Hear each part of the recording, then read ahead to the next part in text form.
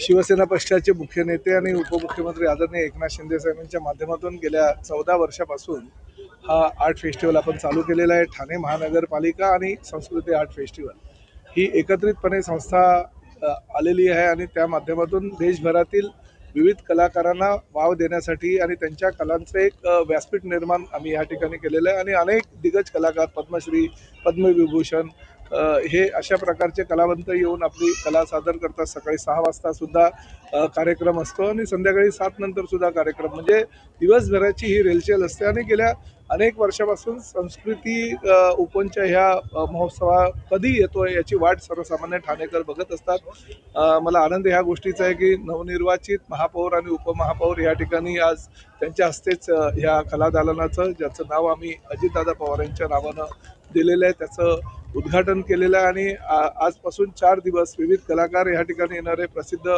Singer शान आहे, शैलेश लोढा आहे, त्याचबरोबर 7 तारखेला म्हणजे उद्या शिंदेशाही हा कार्यक्रम आहे आनंद शिंदे आणि त्यांच्या पूर्ण ग्रुपचा। त्यामुळे 4 दिवसाचं जल्लोषाचं वातावरण असतं। 1 लाख लोक दर दिवसाला या ठिकाणी येत असतात आणि आपली कला सादर करत असतात। त्यामुळे फार मोठ्या प्रमाणात ठाणेकरांनाच नव्हे तर आसपासच्या परिसरातील जनतेला सुद्धा एक वेगळ्या प्रकारचा आनंद या ठिकाणी आल्यावर मिळतो। सर, उपमुख्यमंत्री एकनाथ शिंदे तर उपस्थित राहणारच आहेत, मात्र अन्य कोणते मंत्रिमंडळातले मुख्यमंत्र्यांना सुद्धा आमंत्रण दिलेलं आहे। आवर्जून एक गोष्ट मला या ठिकाणी सांगावीशी वाटते की 30 तारखेला जेव्हा आमची बैठक होती मंत्रिमंडळाची आणि त्या बैठकीमध्ये मी सर्व मंत्री महोदय आणि मुख्यमंत्री उपमुख्यमंत्र्यांना ह्याचं आमंत्रण दिलं। मला आवर्जून ह्या गोष्टीचं म्हणजे या ठिकाणी उल्लेख करायचा आहे की उपमुख्यमंत्री श्री अजितदादा पवार यांनी 9 तारखेला या फेस्टिवलला येण्याचं मान्य केलं होतं आणि मला सांगितलं होतं, अरे प्रताप, गेल्या वर्षी मला येता आलं नाही, परंतु ह्या वर्षी मात्र या फेस्टिवलला नक्कीच येतो।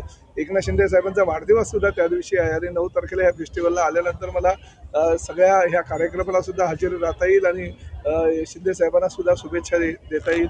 8 तारखेला मुख्यमंत्र्यांनी सुद्धा येण्याचं मान्य केलं होतं। त्यामुळे हे असे कार्यक्रम आम्ही दरवर्षी करत असतो आणि सगळ्या पाहुण्यांना सुद्धा आमंत्रण देत असतो। जरी हा फेस्टिवलचा आनंदाचा सोहळा आम्ही या ठिकाणी साजरा करतोय तरी सुद्धा अजितदादा पवार यांच्या आठवणीशिवाय एकही दिवस जाणार नाही आणि त्यामुळे त्यांचं नाव ह्या आम्ही वास्तूला दिलेलं आहे आणि त्यांची एक आठवण आम्ही या ठिकाणी जिवंत ठेवली। अखेर ठाण्यामध्ये महापौर उपमहापौर मिळालेले आहेत, काही ठिकाणी भाजपचे महापौर झाले तर काही ठिकाणी युतीचा धर्म आपण ठाण्यामध्ये पाहिलेला नाही। भाजपचा आणि शिवसेनेचा महापौर नाही, आमच्याकडे महायुतीचे महापौर झालेले आहेत। भाजप आणि शिवसेनेचे असे वेगवेगळे महापौर झालेले नाही।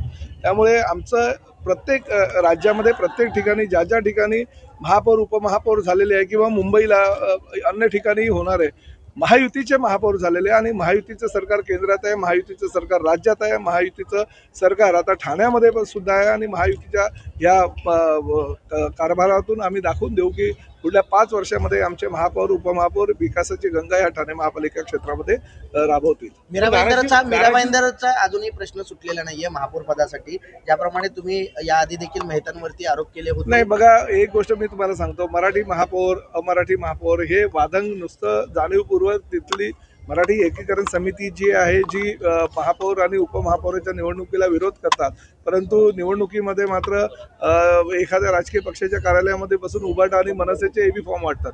त्यामुळे त्या विषयावर जास्त न बोलले तर बरं। शेवटी लोकशाहीमध्ये निवडून येणाऱ्यांची संख्या जास्त असल्या कारणानं त्यांना प्राधान्य द्यायची आवश्यकता आणि गरज आहे आणि त्यामुळे त्यांनी त्यांचा महापौर बनवला। आता त्याचं स्वागत करून पुढल्या निवडणुकीच्या माध्यमातून आपण आपली तयारी करणं गरजेचं आणि विकासाचं काम पुढल्या 5 वर्षाच्या कार्यकाळामध्ये हे सरकार कसं करेल याची दक्षता सर्वसामान्य जनतेने घेणं गरजेचं आहे। सरकार बनण्यासाठी महापौर बनण्यासाठी काही ठिकाणी मनसेची देखील साथ लाभलेली आहे। मनसेची साथ आपल्याला नेहमीच असते। तुम्हाला सांगतो, मला स्वतः मी त्यावेळेस आमदार म्हणून निवडून आल्यानंतर आम्ही राज ठाकरे साहेबांना भेटलो होतो आणि शिवसेनेचं संख्याबळ कमी होतं। शिवसेनेचं संख्याबळ भारतीय जनता पक्ष युती करून सुद्धा आमचं बहुमत होत नव्हतं आणि त्यावेळेस मात्र मनसे अध्यक्ष राज ठाकरे यांचे 8 नगरसेवक ठाणे महापालिकेमध्ये होते। त्यांनी स्वतः ठाण्यामध्ये ते आले आणि शिंदे साहेबांच्या माझ्या विनंतीवरनं त्यांनी महापौर पदासाठी आम्हाला त्यावेळेस सहकार्य केलं होतं। हरिश्चंद्र पाटील आमचे महापौर त्यावेळेस झाले होते। त्यामुळे मनसेचं सहकार्य आम्हाला आजही होतं, कालही होता आणि भविष्यामध्येही राहील याची आम्हाला खात्री आहे. आता कायला तर उद्या देखील जिल्हा परिषदच्या निवडणुका आहे, मोठ्या प्रमाणात प्रचार सभा देखील तुम्ही घेतल्या, राज्याचे उपमुख्यमंत्री एकनाथ शिंदे देखील. काय वाटतं एकनाथ चित्र कसं नाही, जिल्ह्यामध्ये प्रत्येक जिल्ह्यामध्ये एकनाथ शिंदे साहेबांनी जवळजवळ 10 12 सभा घेतलेल्या आहेत आणि त्यांच्या सभांना चांगला प्रतिसादही जनतेतून मिळाला, कारण लाडक्या बहिणीचा लाडका भाऊ म्हणून एकनाथ शिंदे साहेब पूर्ण महाराष्ट्रामध्ये प्रसिद्ध आहेत आणि बहिणींच्याच आशीर्वादानं गेल्या अनेक वर्षापासून ते मार्गक्रमण करत आहेत आणि पुढेही करत राहतील. आणि आज जर जी परिस्थिती आहे त्यानुसार पूर्ण राज्यामध्ये ज्या 12 जिल्हा परिषदेच्या निवडणुका आहेत त्यामध्ये महायुतीला प्राबल्य होईल आणि त्या ठिकाणी जिल्हा परिषदेचे अध्यक्ष, पंचायत समितीचे सभापती हे महायुतीचे झाल्याशिवाय राहणार. मागील दोन निवडणुकांमध्ये शिवसेना हा 2 नंबरचा पक्ष म्हणून पाहिला जात होता.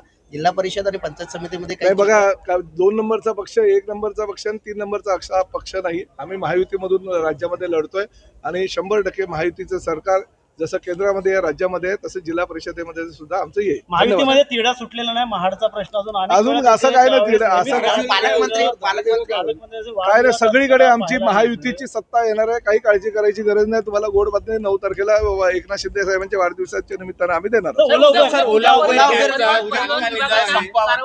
ओला, उबेर, रॅपिडो ह्या संस्थेनं त्या कंपनीच्या मालकांच्या विरोधामध्ये संपाचा हत्यार उभारलेला आहे. आम्ही त्यांच्या संपर्कात आहोत आणि त्यांना सांगितलंय की एवढा तुमच्या संपामुळे सर्वसामान्य जनतेला वेठीस धरणं हे योग्य नाही. राज्य सरकारकडनं काय काय तुम्हाला मदत हवी आहे किंवा काय काय मदतीची अपेक्षा ते तुम्ही जर सांगितलं तर राज्य शासन तुमच्या पाठीशी राहील. आमचे RTOचे अधिकारी त्यांच्या संपर्कात आहे आणि भविष्यामध्ये अजूनही काही त्यांच्या जे काही प्रश्न असतील त्या प्रश्न सोडवण्याची जबाबदारी ही राज्य शासनाची आहे. परंतु ओला, उबेर, रॅपिडोचे मालक जर वेगळ्या पद्धतीनं, चुकीच्या पद्धतीनं वागत असेल तर त्यांच्यावरही राज्य सरकार कारवाई करेल. कुठेतरी सरकारला नाही, म्हणूनच आम्ही आता कडक कारवाई करायचं धोरण अवलंबले. सर, गोव्यामध्ये ज्याप्रमाणे बाईकनं मला माहिती नाही येलो पाटी आहे त्याप्रमाणे राज्यात अरे असं होत नाही.